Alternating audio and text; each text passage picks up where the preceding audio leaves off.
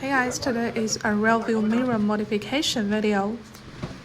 For all of this, you need to get the new wires and a canvas decoder.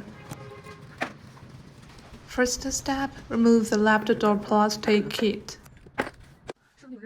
Loosen the screws up, down, left, and right.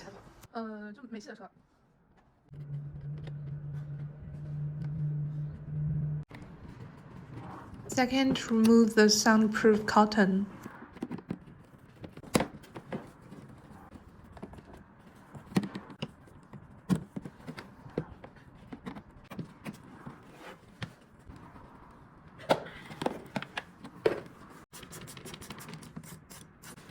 Third step, remove the whole rear view mirror.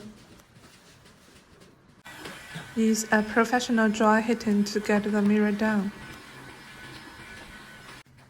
Insert spiders to get the mirror up. Here we're using about 4 spiders, different spiders, to get it down.